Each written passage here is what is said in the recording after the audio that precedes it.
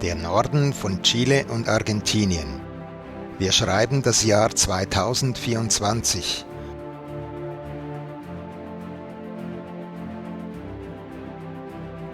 Unendliche Weiten.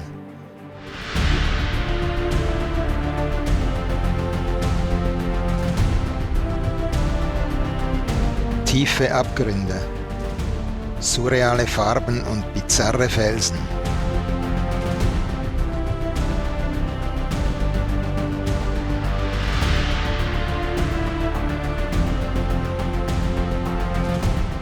Sehr viel Freude und manchmal pure Verzweiflung. Es ist Horror. Wow! Das ist ein Scheiß! Yes, man!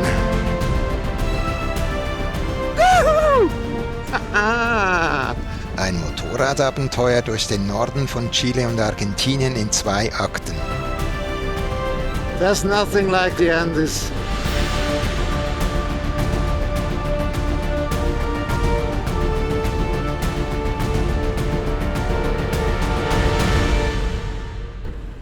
Die Wege von Benny und mir haben sich getrennt. Er geht eine Woche früher nach Hause.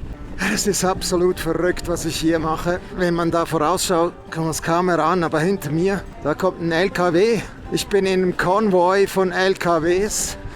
Die fahren hoch von San Antonio de los Cobres nach Santa Rosa. Ich meinte eigentlich, das wäre eine schöne kleine Straße wie dies hier.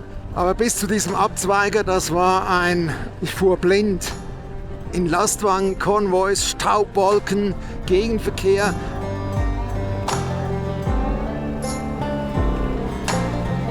Ich weiß nicht, wie die LKWs das hier machen würden mit Kreuzen.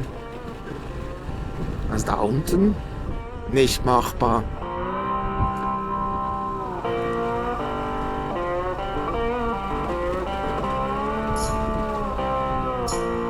Sieht nach sandiger aus, also es ist okay.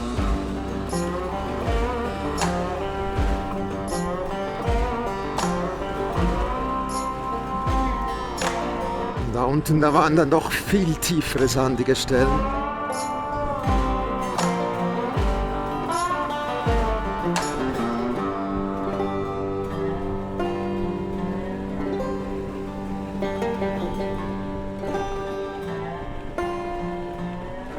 Aha.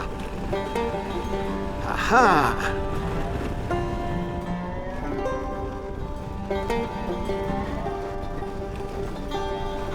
Ich habe den Abra de Gallo geschafft, 4630, GPS-Höhe 4680.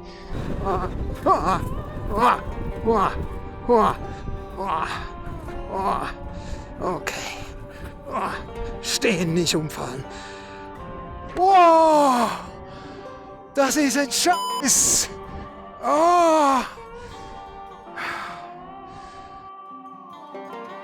Mir würde die Herausforderung mit der Piste reichen. Ich bräuchte diese LKWs echt nicht. Es sind noch 30 Kilometer, 12 bis zu einem Abzweiger.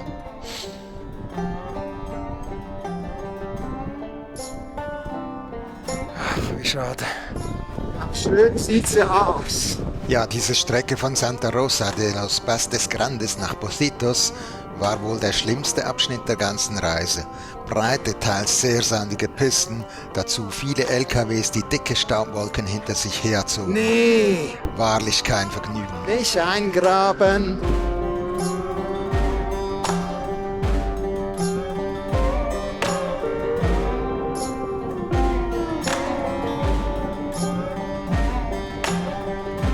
Da haben wir den Ausblick und eine Sandstelle.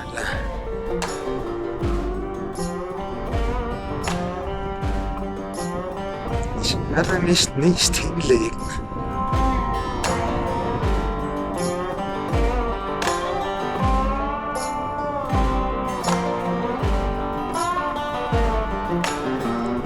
Also Touristen sind hier nicht unterwegs.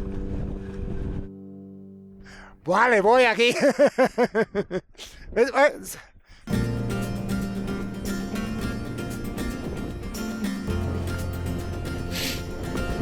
Okay.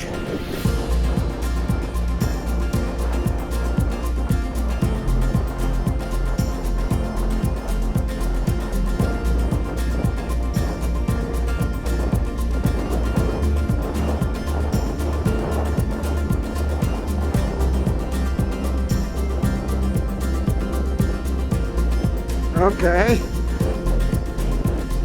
Die Route ging eigentlich da lang.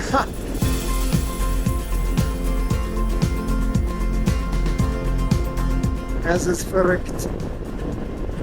Keine Ahnung, was das sieht aus wie Bohrinseln oder sowas da.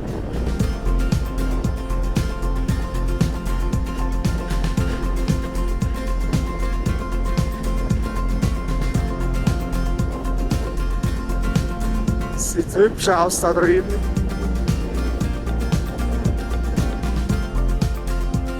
Antofagasta de la Sierra.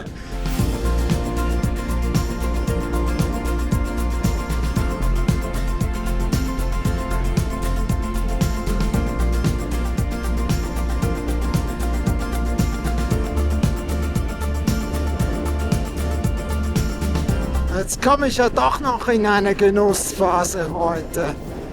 Nach so viel Pain in the Ass. So schön.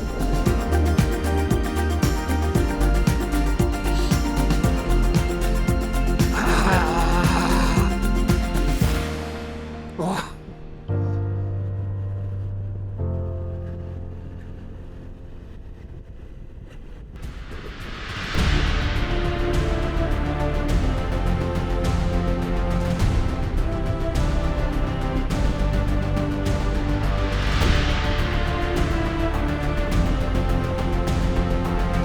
Genau deshalb komme ich wahrscheinlich nochmal hierher.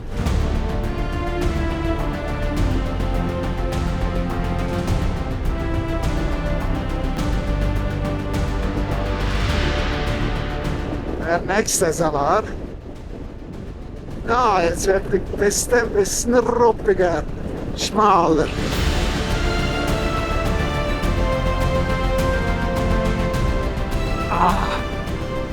Nach jeder Kuppel kriegst du einen neuen Ausblick. Ist ja logisch, aber sieht wieder richtig anders aus.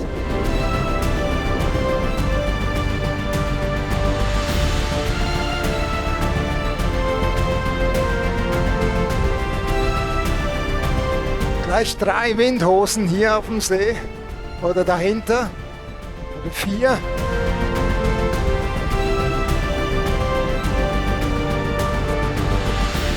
Jetzt haben wir hier einen veritablen Pass mit Kurven, Haarnadelkurven, alles sandig.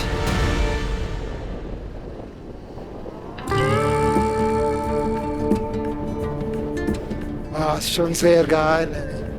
Wow.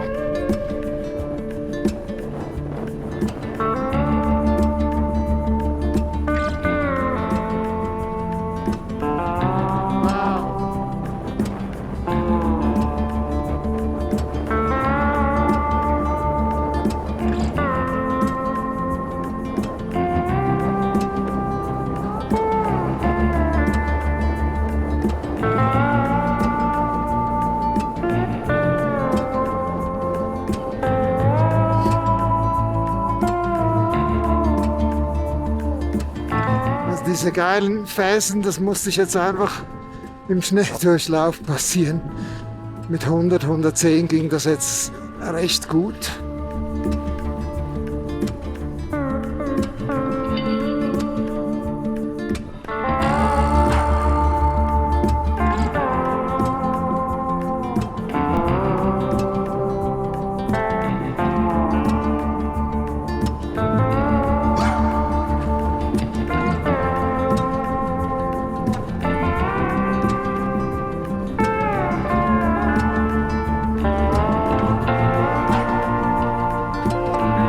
Eigentlich meinte ich, jetzt müsste langsam Antofagasta in sich sein. Es sind noch knapp 30 Kilometer wohl.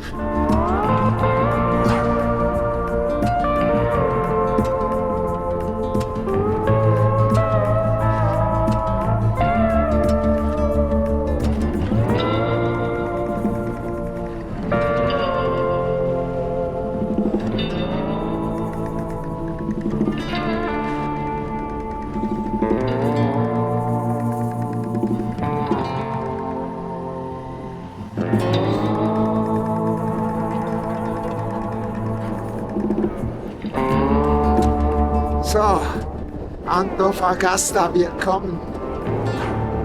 22 Kilometer. Tags darauf ging es von der über 3300 Meter hoch gelegenen Oase Antofagasta de la Sierra an meterhohen Lavafeldern vorbei zurück ins Tiefland auf die Ruta 40. Das, was man hier voraussieht, ist die Straße. Das ist keine Piste. Flughafenpiste, so meine ich.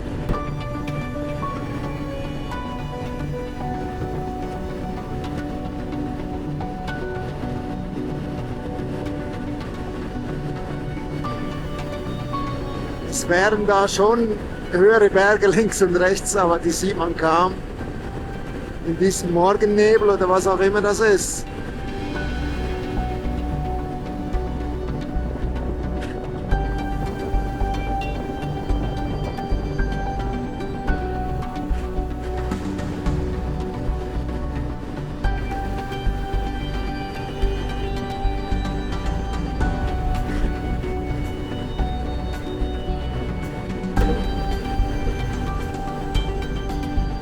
So, das waren jetzt knapp 20 Kilometer geradeaus, davor ein paar Kurven, davor wieder 20 Kilometer. Also ich habe jetzt schon 50 Kilometer gemacht, den großen Teil davon geradeaus. Und hier rechts geht es zum Campo de Piedra Pomes. Das sind weiße Steine. Das sieht aus wie Schnee, sind weiße, sandige Steine. Ja, es hat so im Dunst, hat es auch seinen Reiz, aber so ein traumhafter Anblick hier, diese Berge.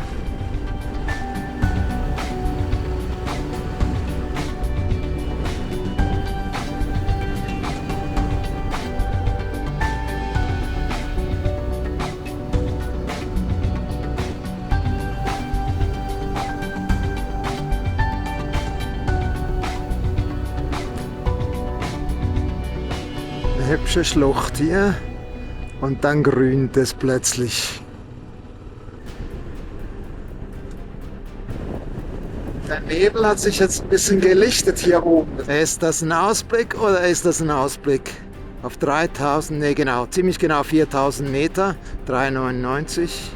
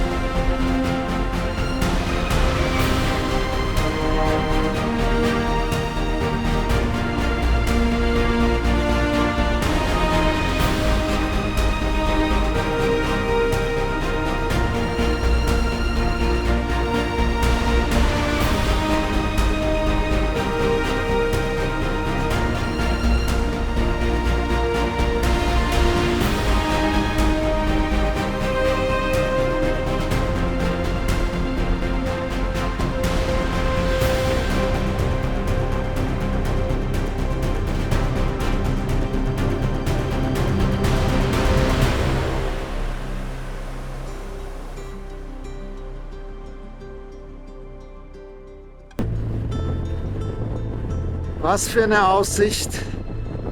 Jetzt geht es wohl ein bisschen kurviger runter.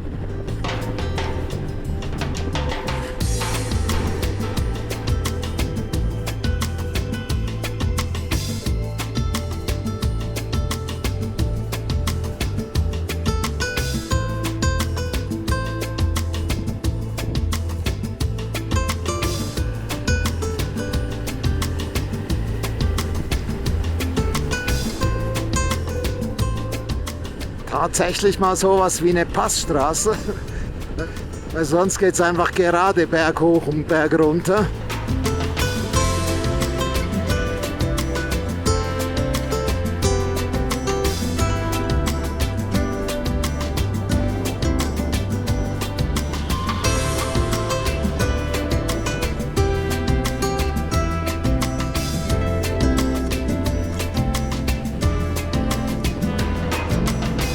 Es sind einfach so schöne Bilder. Es ist jetzt nicht bunt, aber diese Grautöne, ja, grau und ein riesiges Sandhaufen, weißer Sand, Wahnsinn.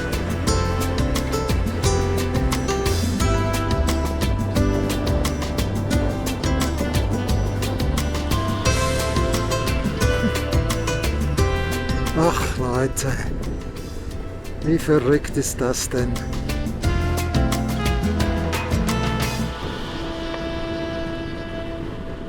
Das ist der Wahnsinn. Ja, wie ich das letzte Mal hier hochfuhr, da war dann der untere Teil nicht asphaltiert. Ihr könnt euch vorstellen, wie sandig das war. Ich denke, das ist jetzt durchgehend asphaltiert. Faszinierend.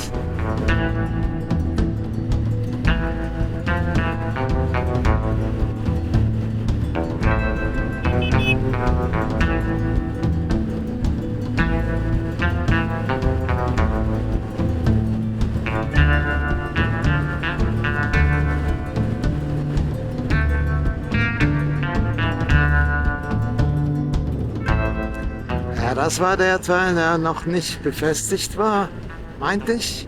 War das erst da vorne? Na, schauen wir mal. Ja, ich muss die Drohne noch mal vornehmen. Das ist einfach zu krass.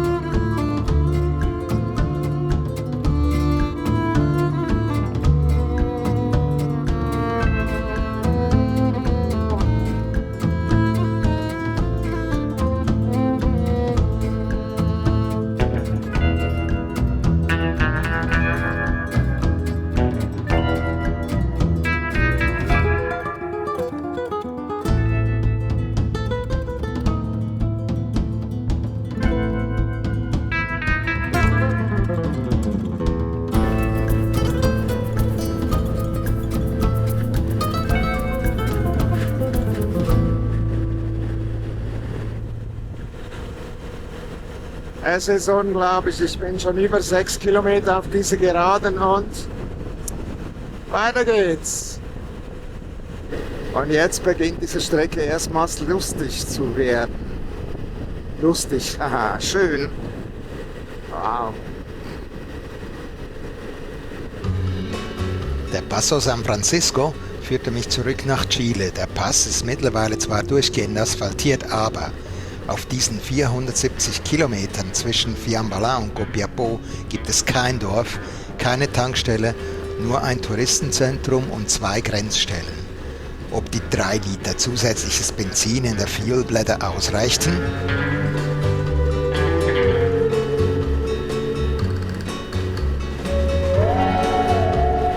Badlands. Da wächst kein Grashalm da in den Hügeln drin.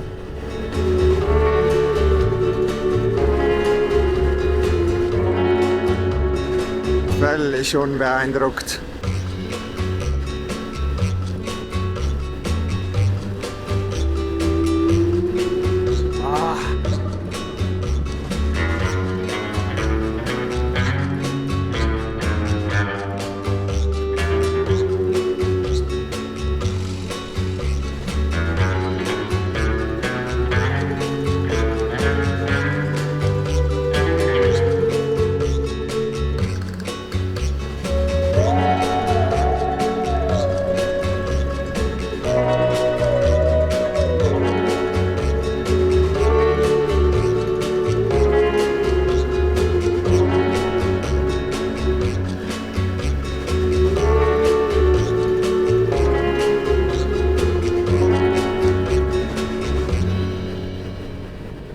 geht's da zwischendurch und dann hinter diesen Bergen lange, lange geradeaus.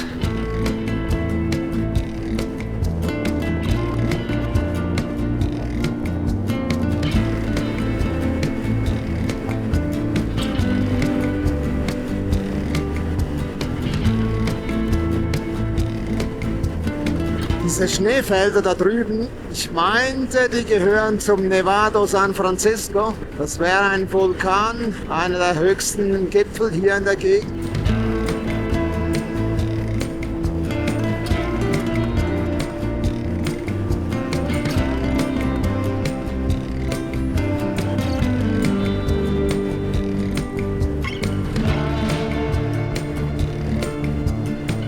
Das ist schon speziell. Da gibt es Ortsschilder, aber ich sehe kein Haus. Also man wäre dann vielleicht versucht zu denken, da gibt es ja Orte unterwegs. Es gibt nur die Schilder. Ah, ein schöner Anblick. Es ist so unglaublich schön. Ich kann mich kaum satt sehen, aber ich habe auch viel Zeit, mich satt zu sehen. So, das wird jetzt ein Fotostopp.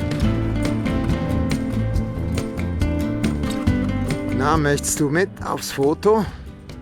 Burrito? Darf man sowas zeigen bei YouTube?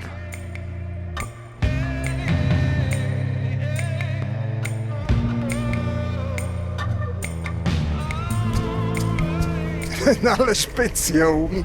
Nee, ich nicht. Ah, so schön. Ach, diese feinen Farbverläufe, das ist so schön.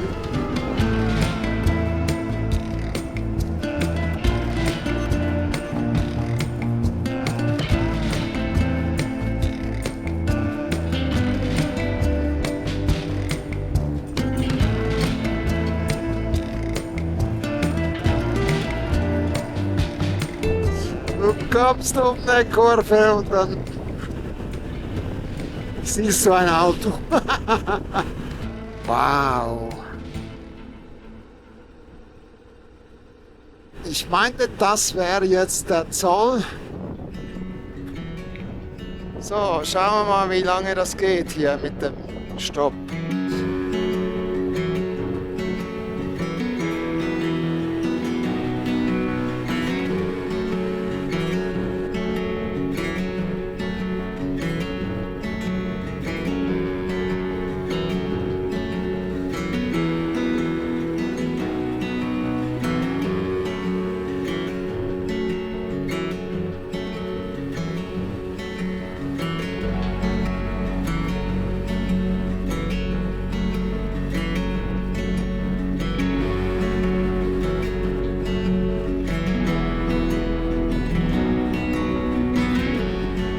Ja, das ist bitter. 4600 Meter, da schiebt man dann das Fahrrad vielleicht doch auch lieber. Ja, jetzt mag der V-Strom auch nicht mehr so wirklich. Ein eisiger Wind. Ja, das sieht doch nach Passhöhe aus.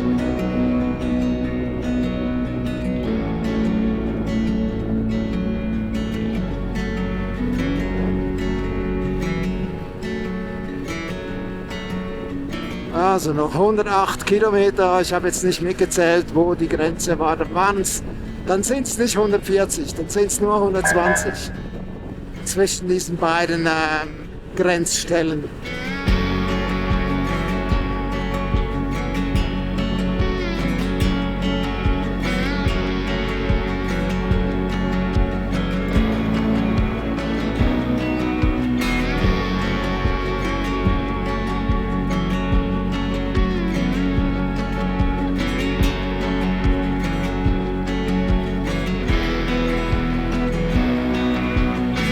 Die Laguna Verde, von oben sah die eigentlich eher blau aus. Ich weiß nicht, wie die auf grün kommen.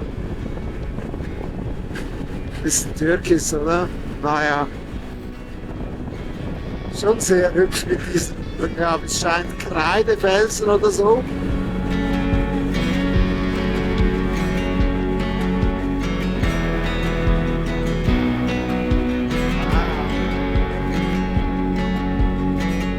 Es weht ein krass eisiger Wind.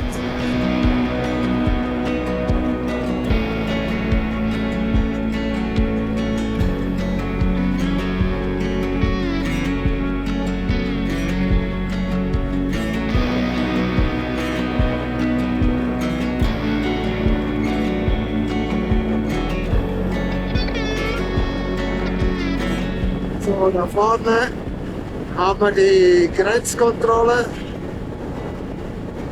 Eintritt nach Chile. Okay, ich habe jetzt diesen Zoll passiert, das ging relativ fix.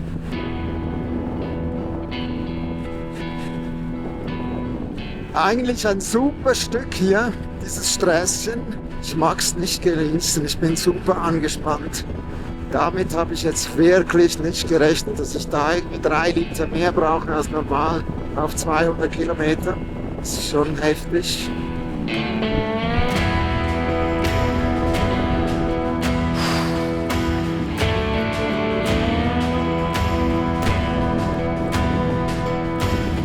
Ja, noch einen hübschen Ausblick.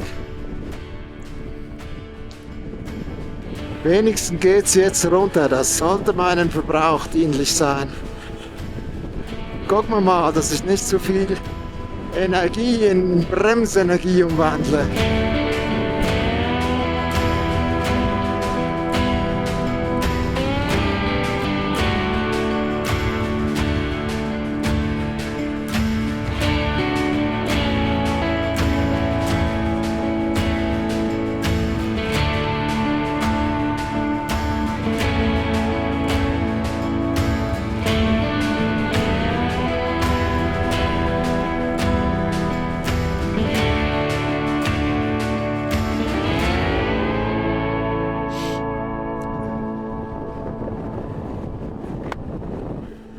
Ja, das ist jetzt aber wieder ein Aufheller. Wunderschön, in diesem Licht.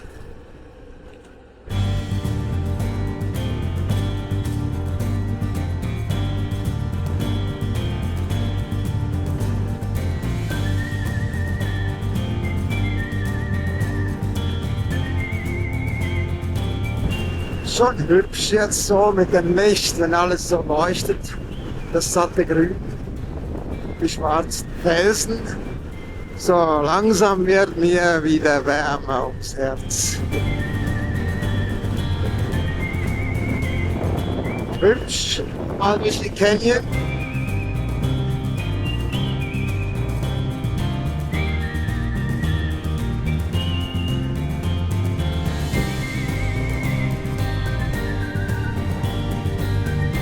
Wow, das hatte ich nicht mehr in Erinnerung.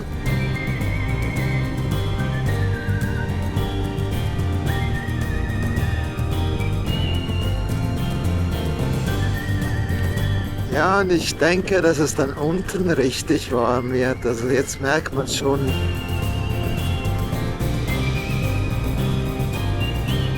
Jeden Kilometer steigt die Temperatur 1 Grad jetzt.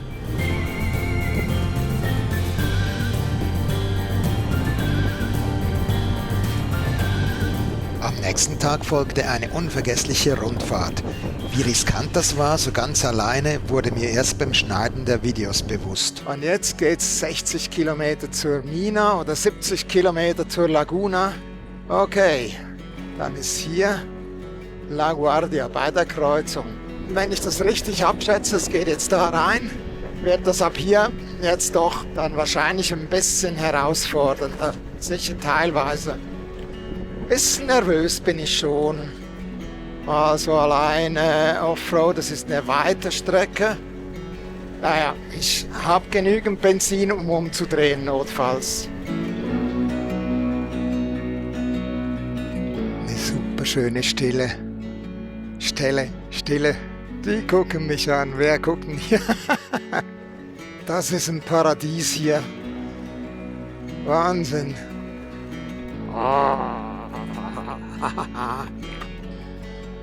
Da drüben, da sehe ich eine Mine. Die bauen den halben Berg ab da oben.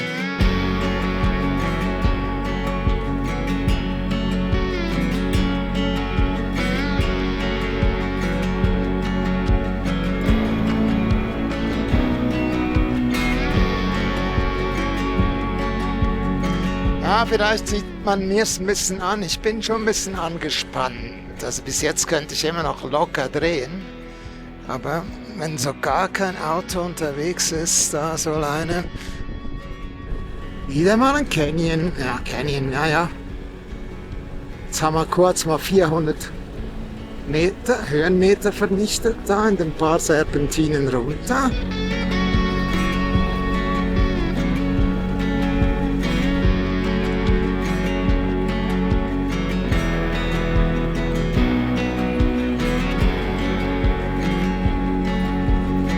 Ja, da komme ich nicht ganz hin mit 60.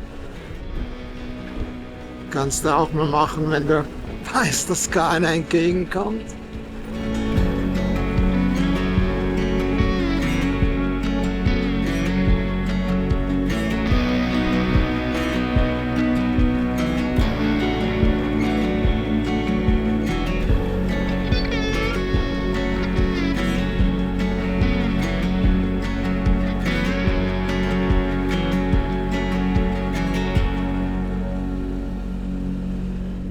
So, ich habe jetzt gerade ein Auto gekreuzt, da kommt er. Ich habe es erst nicht verstanden, weil er meinte, da gibt es einen Kontrollposten, sagt er, ich könne passieren. Aber dann sagt er, ich soll jetzt da hochfahren und er würde mich dann zum Weg führen, der zur Laguna Negra führt. Ich weiß nicht, ob ich jetzt da durch Minengebiet durchfahre oder...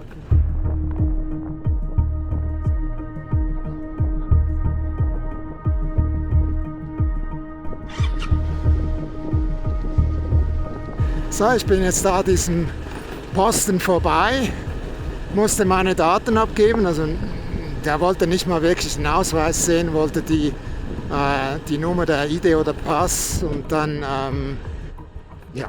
Fahrzeugnummer. Und jetzt staubt es, ich lasse da ein bisschen Vorsprung. Ja, das ist jetzt ein bisschen grober. Oh, toll. Leider ein bisschen viel Staub jetzt da. Eigentlich wollte ich ja jetzt nicht mehr eingestaubt werden, weil ich alleine unterwegs bin. Nix war's. Schon super schön.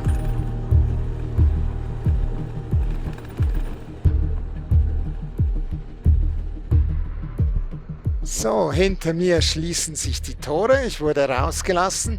Jetzt hoffe ich einfach, dass das eine gute Piste ist. Aber das ist ja auch ein Tor, eine Mine. Könnte sein, dass es jetzt ein bisschen sandiger ist, aber ja, ich komme heute noch an, wenn nichts passiert, wenn nichts dazwischen kommt.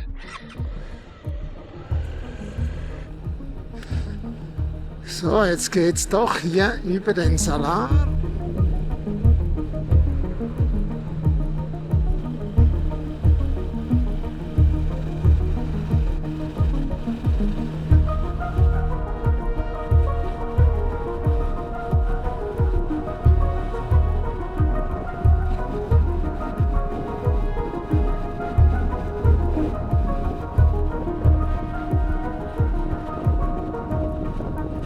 Ja, ich traue mich noch nicht so ganz wie das letzte Mal. Es ist verdammt tief hier. Jetzt hat es mich mehrfach beinahe hingeknallt. Ich musste anhalten. Ich hoffe nicht, dass das so die nächsten 150 Kilometer ist. Eieiei. Ja, bisher war das ja Friede, Freude, Eierkuchen.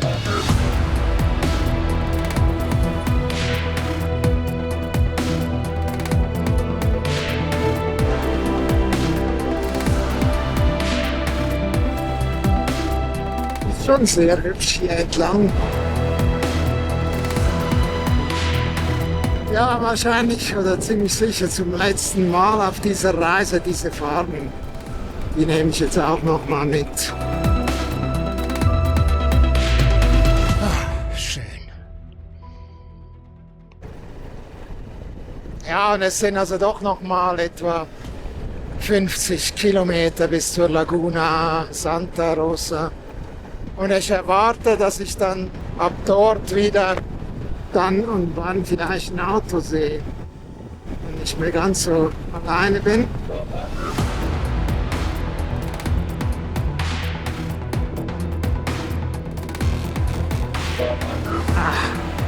Shit.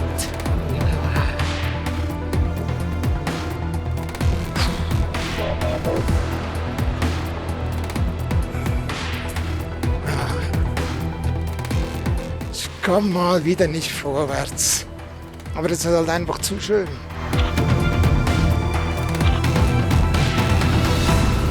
Und es wird ja auch das letzte Mal für länger sein, dass ich das in Natura sehe. Ich komme wieder, Frage ist bloß wann. Dazu muss ich aber erst hier wieder mal diese tiefen Passagen bewältigen.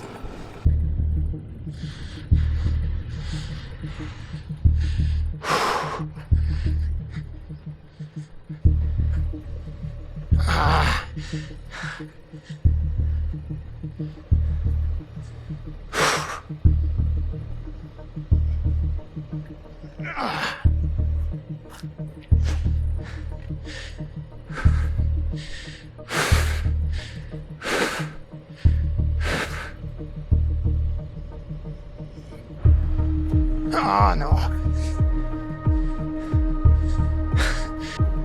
So, fertig. Jetzt gehe ich rüber. Was ein Fehler? Weiß noch nicht.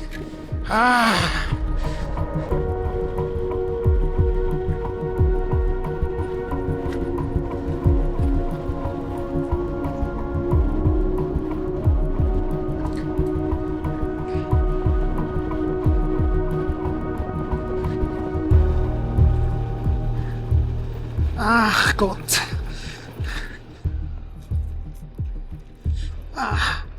No.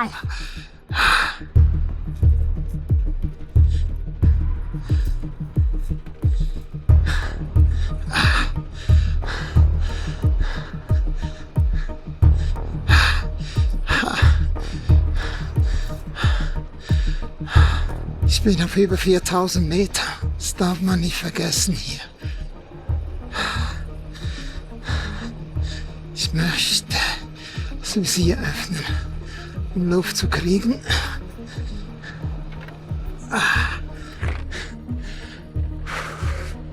Es ist Horror. Horror. Ein paar Sekunden später, oder ich werde es jetzt nicht verschreien, sieht die Piste wieder viel besser aus. Ich werde nichts verschreien. Überhaupt nichts. Ei.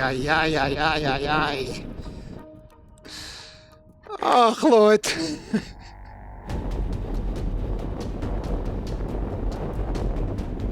Oh.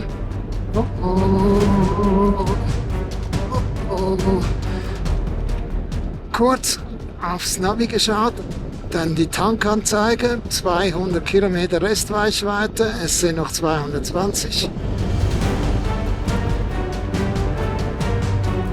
Das war jetzt eine kurze Freude mit der frisch gegradeten Piste, wobei das jetzt auch geht.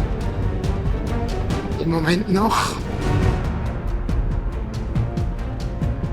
Da fahren die einfach so mitten durchs Zeug mit dem Grader. Machen eine neue Piste.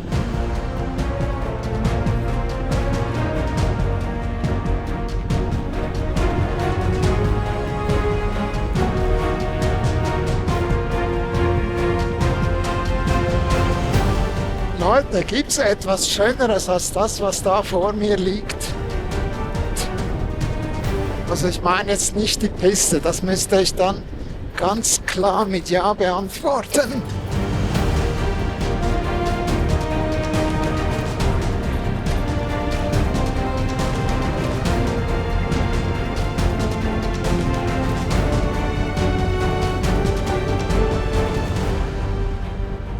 Wow! Crazy! Crazy!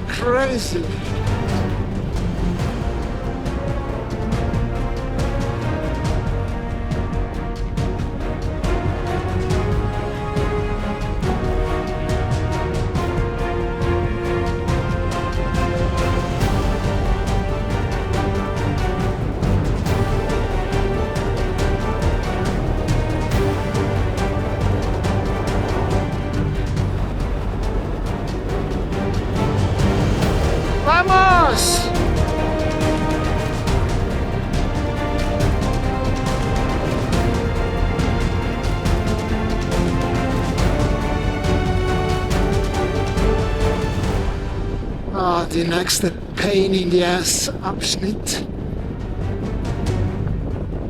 Ich verstehe das nicht.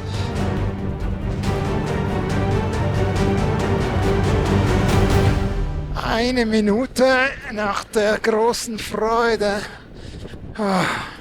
Jetzt schaue ich mal noch, wie hoch ich bin. 4125. Okay, jetzt heißt es Abstieg. Es geht runter mit mir. Ein wunderbarer Anblick.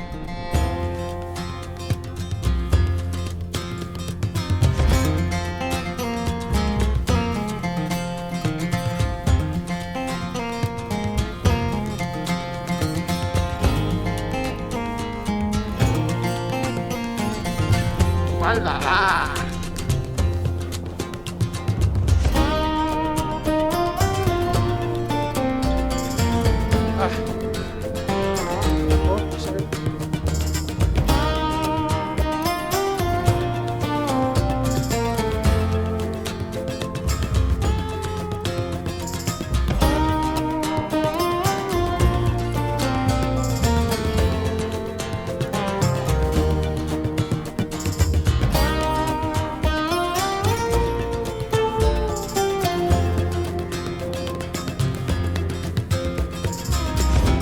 Einmal verrückt, wie sich die Landschaft ändert.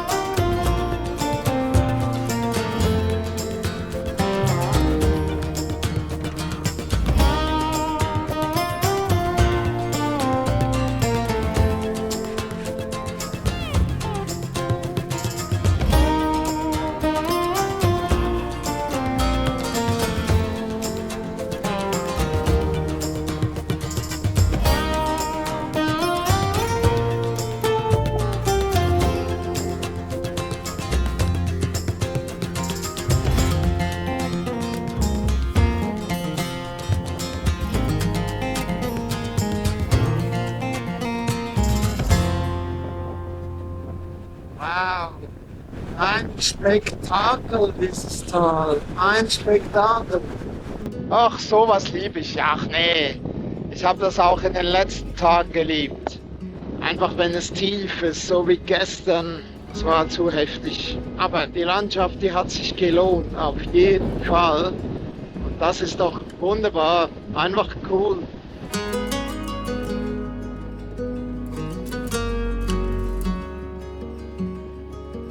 Wow!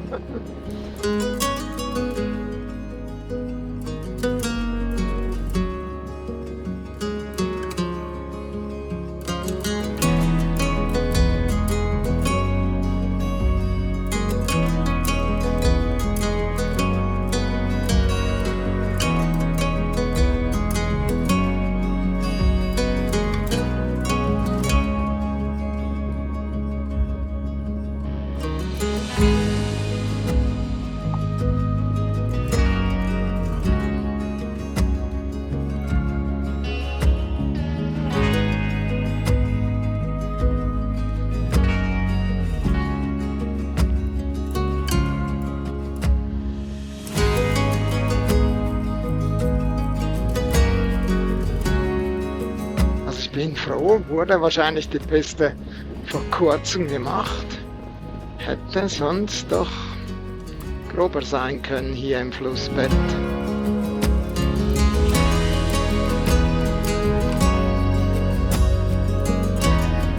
Also wirklich in einem Flussbett drin. Zum Glück hat es schon länger nicht mehr geregnet, so wie es ausschaut. Zumindest nicht heftig. Oh la la.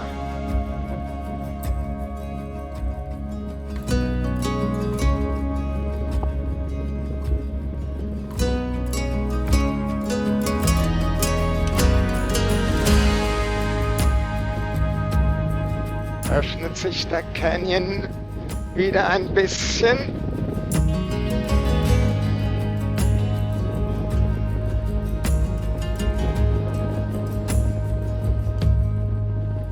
Ah, schön.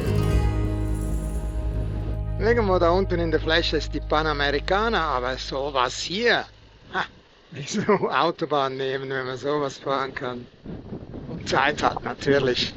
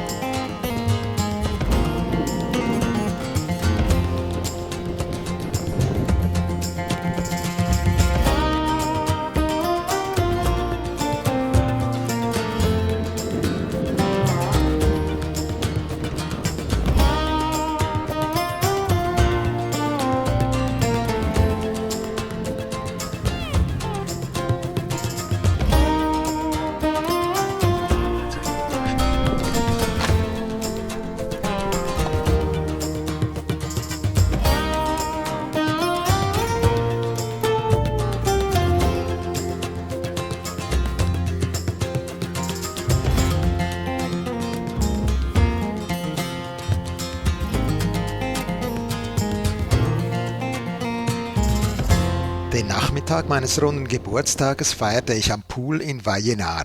Ah, richtig schön entspannt.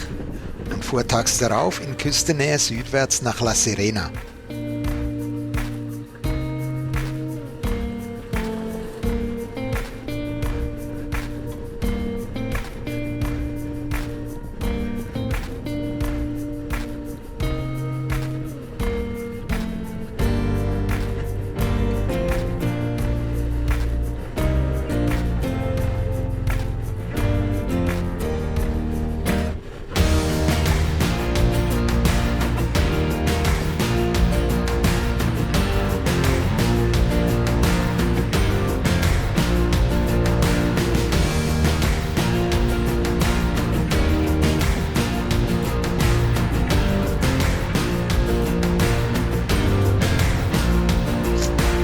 Das gefällt mir doch.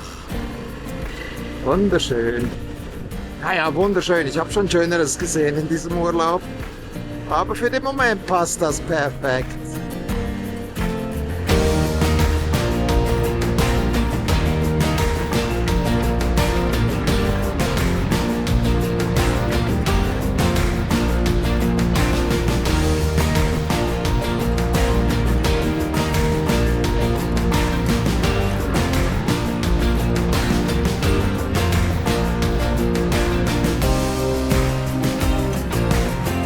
Ein Ort, bin erstaunt, Hunde, die mir zugucken.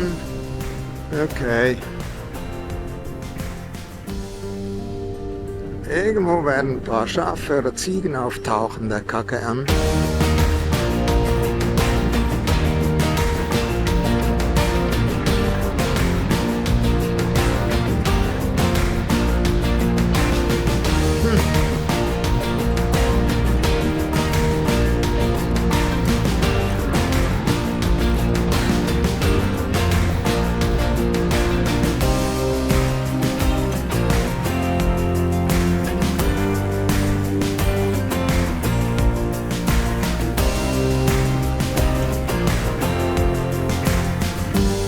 Hier haben wir die Panamericana, die kommt von Norden, geht da nach Süden, nach La Serena und ich bin jetzt hier abgebogen, gehe auf diese Piste da über die Berge.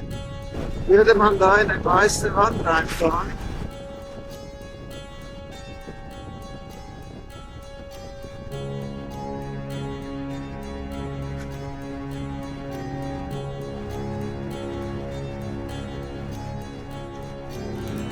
Ganz spezielle Stimme. Im Moment lache ich.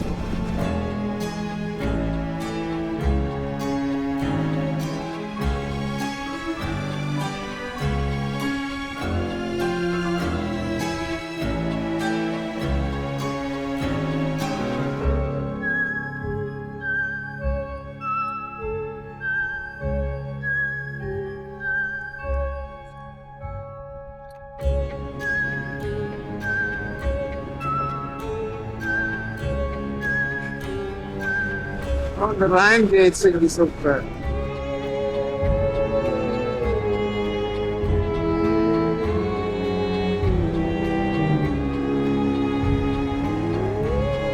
Ich könnte jetzt umdrehen und ich wäre in 3 Kilometern an der Sonne.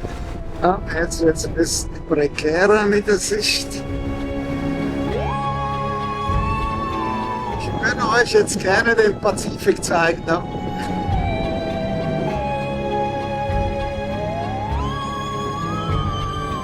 Irgendwo da unten ist der Pazifik, ich weiß es.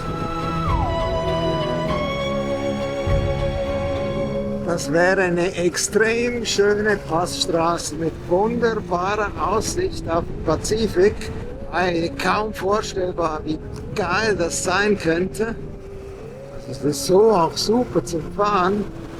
Aber wenn da keine Wolken wären, der Ausblick darüber ist, okay, hier kann man das erahnen. Eine wunderschöne Passstraße darunter. Ich bin jetzt gerade eben bei Vicuña rechts abgebogen. Ein hübsches kleines Pässchen mal hier hoch. Da unten liegt Vicuña. Ein sehr schöner Ort.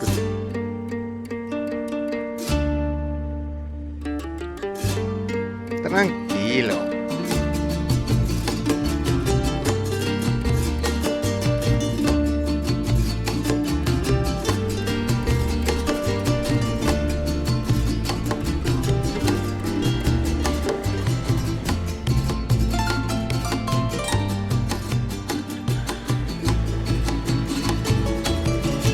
Wow, hier haben wir gerade ein extrem sandiges, steiles Stück.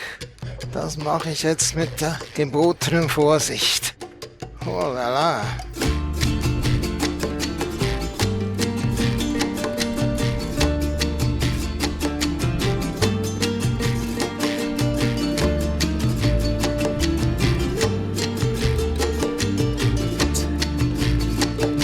Antaccari, Circuito Antaccari.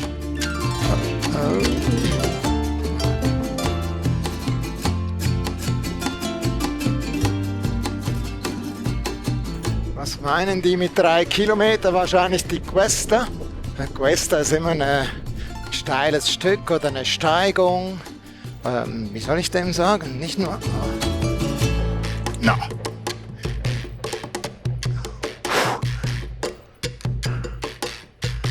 Wow, wow, wow.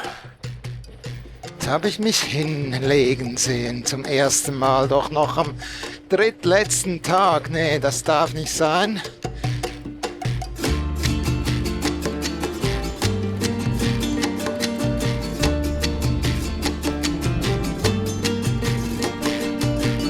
Sand, Schotter, Sand.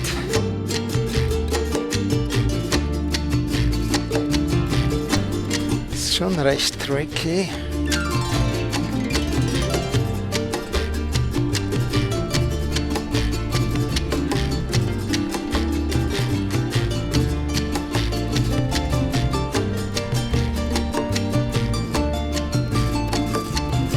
Da haben wir Hurtado.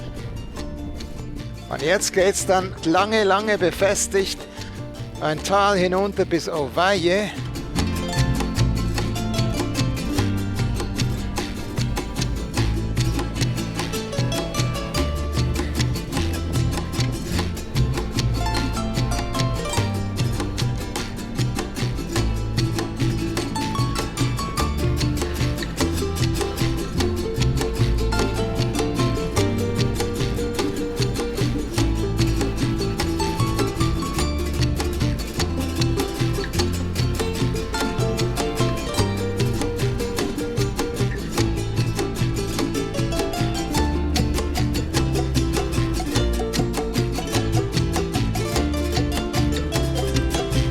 Richtig hübsch dieses Stück hier. Da komme ich mir echt wie in Südfrankreich vor.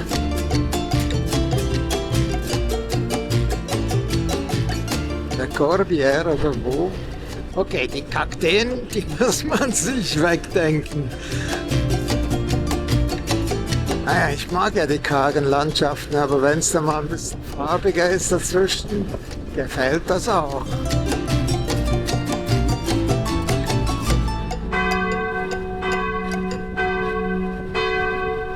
Es geht hier irgendwie um den Stausee herum. So meinte ich das auf der Karte gesehen zu haben. Jetzt mal noch eine abenteuerliche Brücke. Einfach keinen Nagel mitnehmen.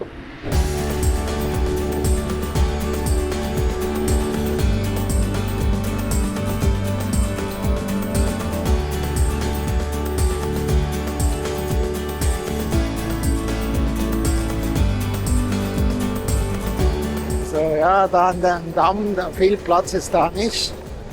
Aber ansonsten jetzt schön und alleine unterwegs hier.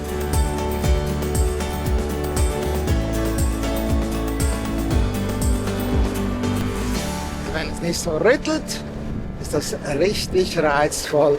Allerdings kämpfe ich jetzt gerade mit verschiedenen Schwierigkeiten. Navigieren, wenn mein Garmin versagt, dann bin ich irgendwie am Arsch. Wobei Google hat das letztens auch gemacht, da musste das iPhone neu gestartet werden. Ich weiß nicht, ob da der Kompass irgendeinen Schuss hat, weil ich auf der Südhalbkugel bin oder irgendwie sowas. Also total bescheuert. Ich fahre jedenfalls gegen mich und nicht in Fahrtrichtung. Aber die Piste gefällt mir. Das ist wirklich eine schöne, kleine, schmale Straße.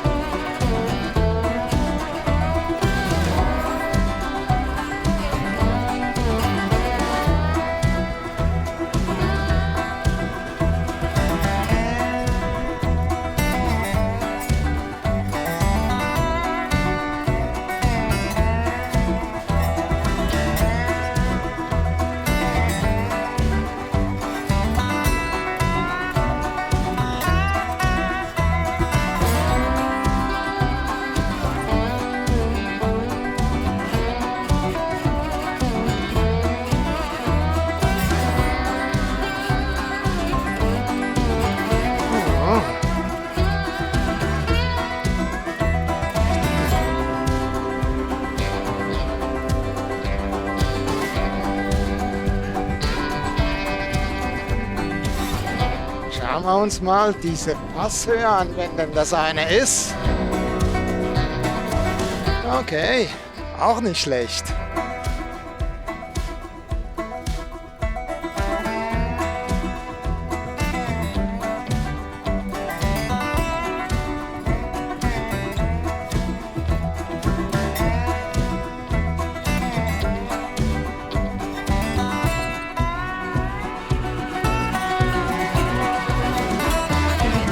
Das Bachbett vorhin sah schon speziell aus und jetzt, haha, sieht man, was man da bei Wasserquerungen für einen Untergrund hätte. Wenn es denn Wasser hätte im Fluss. Ja, das sieht weich aus.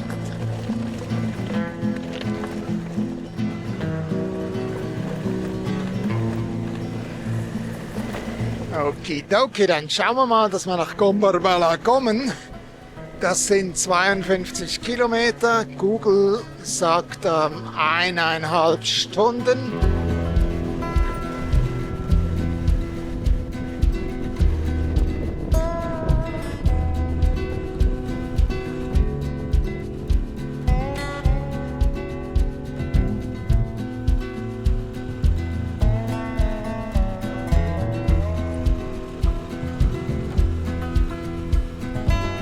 Ja, so viel Platz ist hier nicht im breiten Auto. Na, wohin des Weges?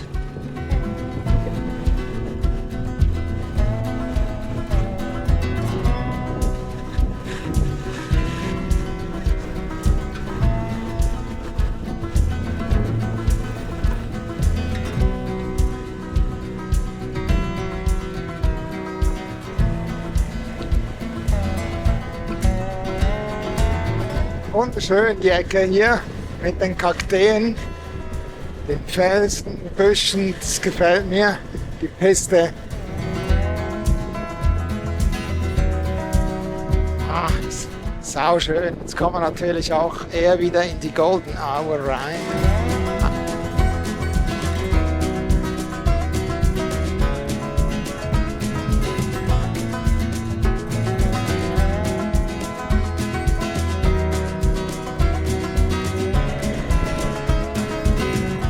Macht das Freude. Super. Wunderbar. Ich habe das Gefühl, ich wäre gleich oben. Mal gucken, ob das Gefühl nicht täuscht. Wenn, dann würden wir jetzt dann einen schönen Ausblick sehen. Vorhin meinte ich noch, das ginge da das Tal hinunter. Es geht jetzt aber hier nochmal über einen Pass.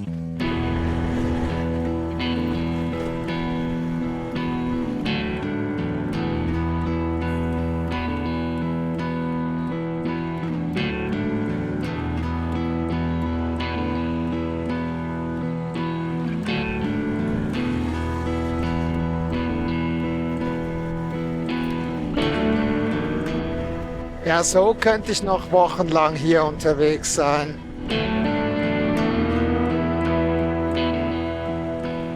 Wirklich schön.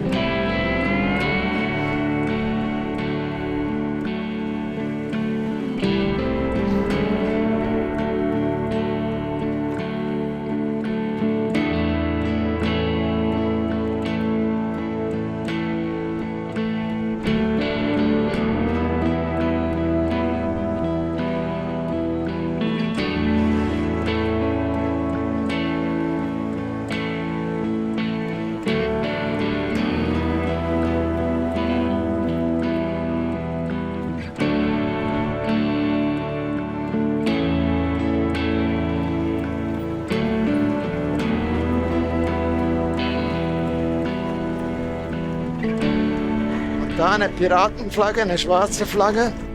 Was soll das bedeuten? Ich hoffe mal nicht Todeszone. I love it. Hatte ich jetzt nicht mitgerechnet, nochmal 2 kehren.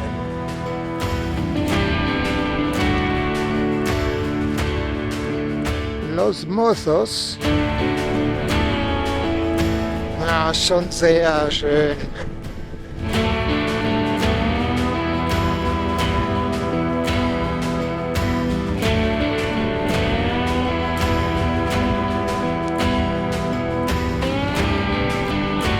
Bei jedem Ausblick gehen die Mundwinkel nach oben.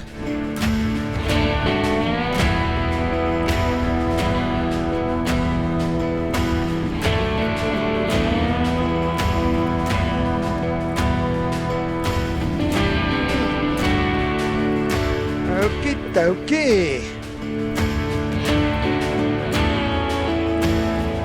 Es ist einfach in dieser Abendstimmung. Wenn das Licht schön fällt, dann leuchtet alles so.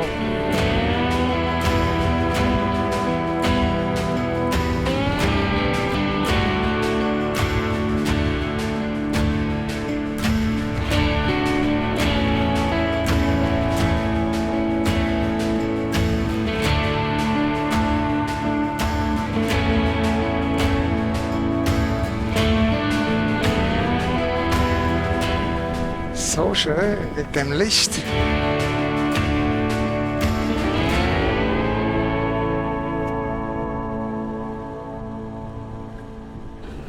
Ich liebe die Berge, ich liebe die grünen Täler und dann liebe ich natürlich auch sowas, was ich jetzt vielleicht von der Extremadura, also aus Spanien oder Portugal kenne. Auch schön. Der letzte Tag mit viel Offroad-Anteil führte mich noch einmal quer durch die chilenische Pampa zwischen den Andenausläufern und der Panamericana. Schön. Viele Straßen in Nord-Süd-Richtung gibt es hier nicht.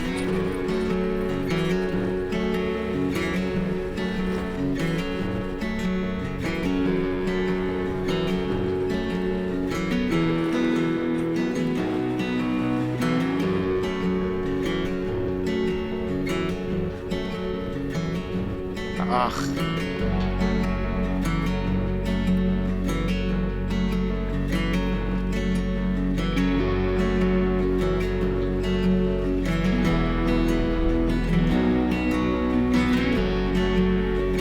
Das erinnert unglaublich an Portugal oder die Extremadura in Alentejo.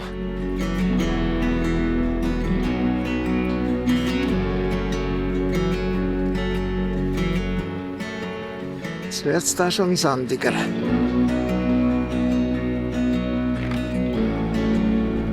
Richtig sandig.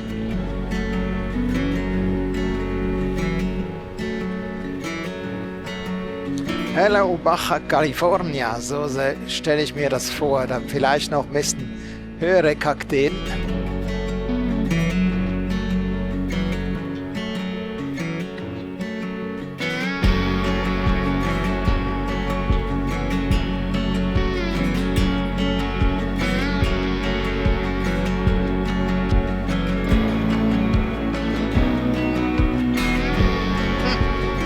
Plötzlicher Wechsel.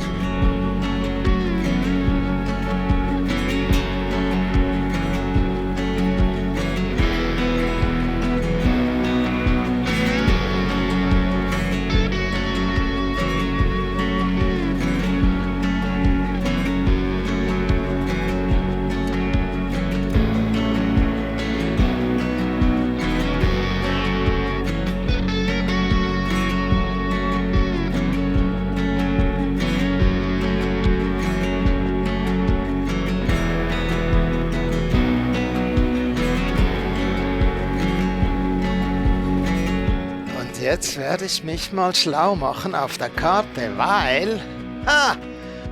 Guck an, ich bin schon viel weiter als gedacht. Da auf dieser Strecke bin ich hochgekommen mit Benny vor 3 Wochen.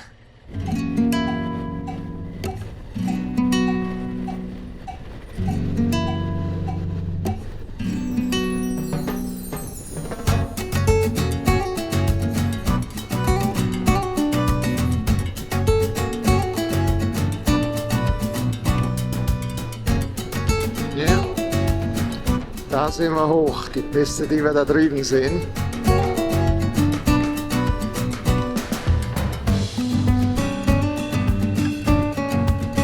Das heißt, nächstens ist wieder alles neu für mich.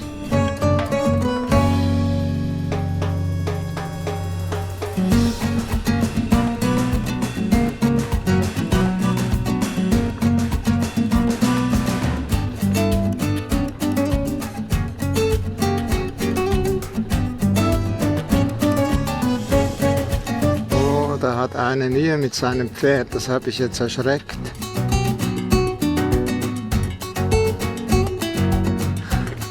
Perdone, perdone.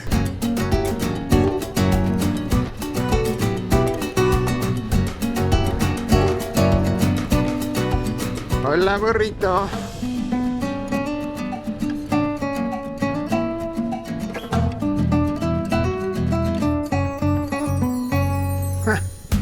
Die ganze Familie.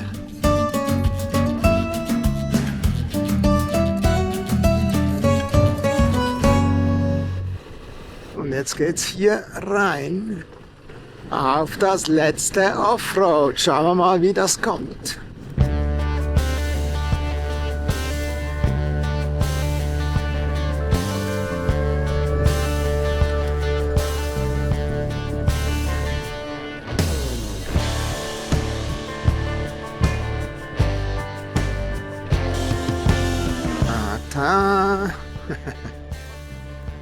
So sieht das Reserva Nacional de Los oder de Chinchillas aus.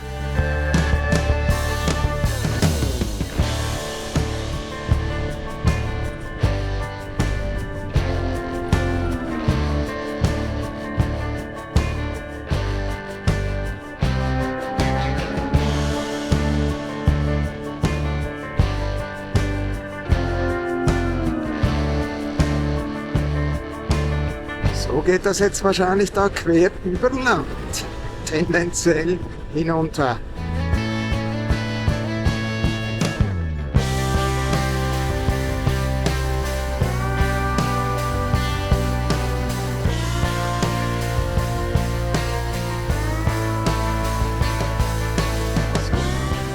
wunderbare Piste hier, diesen Hang entlang. Geht's da oben nochmal drüber, über den Pass.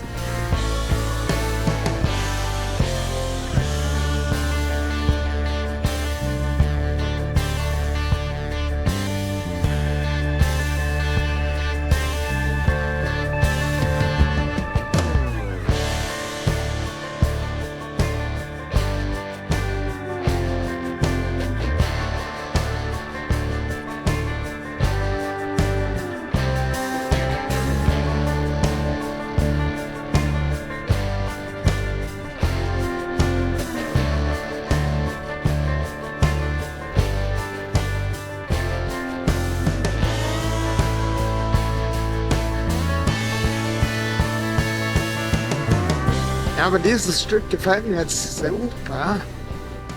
Ich meinte, ich hätte jetzt gleich Illapel erreicht, da oben um die Ecke. Und dann geht's auf Asphalt bis Santiago. Ich meinte gesehen zu haben, dass es jetzt eine bestens ausgebaute Straße ist. Wow, ich sehe gerade, dass ich überhaupt nichts sehe. Wahrscheinlich ist da eine Birne vom Licht am Arsch. Ich muss den Scheinwerfer einschalten und der ist in die Höhe gerichtet. Wow, das war jetzt aber herausfordernd. Bin da reingefahren und beinahe in die Wand rein. Und jetzt gibt's einen Kehrtunnel und du siehst nichts. Wow, das ist jetzt... Du kannst gar nicht sehen, ob da ein Auto entgegenkommt. Da ist keine Ampelsteuerung oder irgendwie sowas. Ich mache jetzt mal den Scheinwerfer aus. Da sehe ich einfach nichts mehr. Ui, ui, ui. Das könnte noch herausfordernd werden. Das war schon letztes Mal schwierig. Da hatte ich Glück, musste ich kein Auto kreuzen. Ich weiß auch nicht. Also ich kann ja dann nicht rückwärts.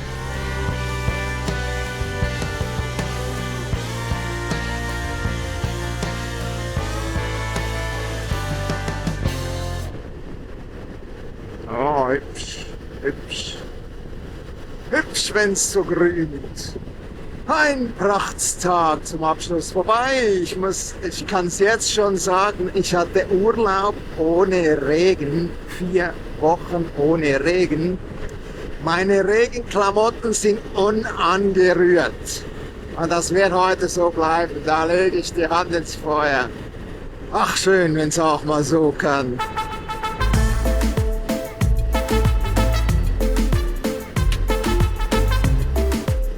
Das war's mit den eindrücklichsten und emotionalsten Momenten. Ausführlichere Videos findet ihr auf diesem Kanal in der Playlist South America oder auf meiner Webseite drtraktor.com. Dr. Traktor in Südamerika 2024. Ich hoffe, das hat euch gefallen. Wir sehen uns. Und ich freue mich über jedes Like und jedes Abo.